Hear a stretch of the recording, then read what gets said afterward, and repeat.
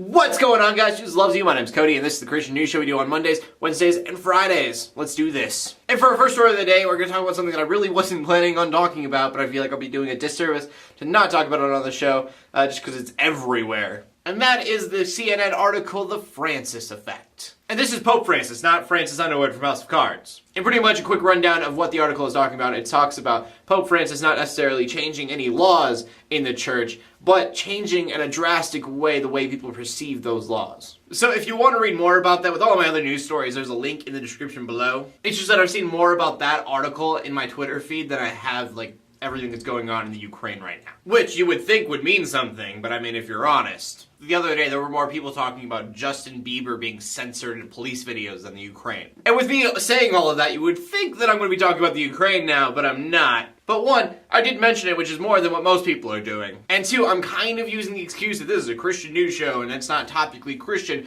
but in reality, it's just that is such delicate and important information that I don't want to relay it to you incorrectly. I have heard murmurs that this is the start of World War III, and there are much more qualified people out there to give you that kind of information. Now, I don't personally think this is actually going to be the start of World War III or anything, but again, I really don't know. So just make sure you mark me down as the only news source that you have that will admit that sometimes there are things that should be left to other people. But moving on, our next story is about the SXSW convention. And if you don't know what that is, it's a giant convention that focuses on interaction, music, and film. It takes place in Austin, Texas. If you're going to be there, you should go check out Andy Mineo. He's going to be performing there, but that's not the news story. But the reason that it's in the news, besides that it's massive, is because of a tech company called Medallia. So usually when you try to go to some kind of convention, you try to get their clothing that has, the logo of the convention on it. Like when I go to Denver Comic Con this year, I'm probably going to get a t-shirt or something that says Denver Comic Con on it. Well, Medallia has decided to be awesome, and instead of selling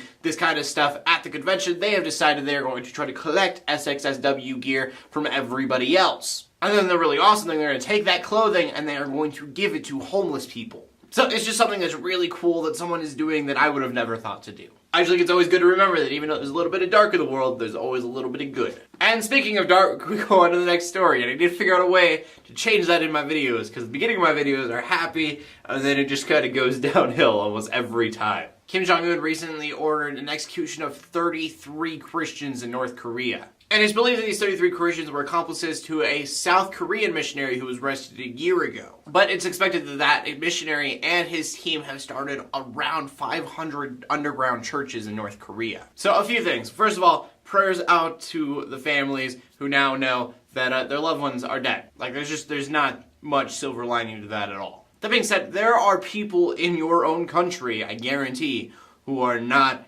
Christian. Why not just start there and wait for North Korea to not be crazy? But on the other side of that coin, I am really, really proud of these people because they did something that I could not do. And that's just fact of the matter. These people have way more courage than I do. And so to North Korea and every other country who is persecuting Christians and probably not allowed to watch YouTube, realize that you killing 33 Christians has every Christian's eyes on you, North Korea. You can try to eradicate Christianity in your country, but they put up 500 churches. We, as Christianity, call ourselves the body of Christ. We look at the church as all of us, and so when you kill any of us, the rest of us react. Now, some of us react more than others. Me, I'm just talking in front of a camera. But I guarantee if you continue to treat Christians the way you do in your country, we will infest it and then change it. And that's the way it works. When a small part of our church cries out, the rest of the church usually tries to do their part to chip in. And that brings us to the final story of the day, where we need to talk about the airplane that has gone missing in Malaysia. An airplane holding 239 people has completely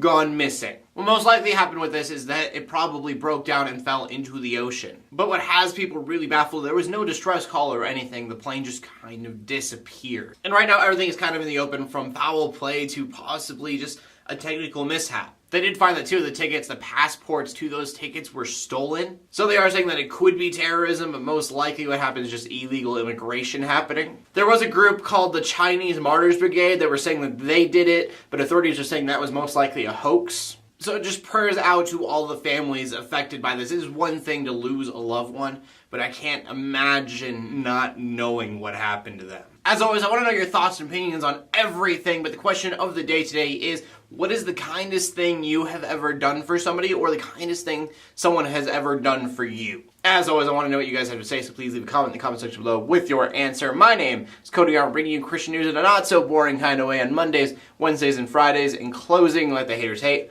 let the Christians pray. And so everybody, like, subscribe. I'll see you later, and God bless. I mean, my brother brought over free sushi for me today, so that was kind and delicious.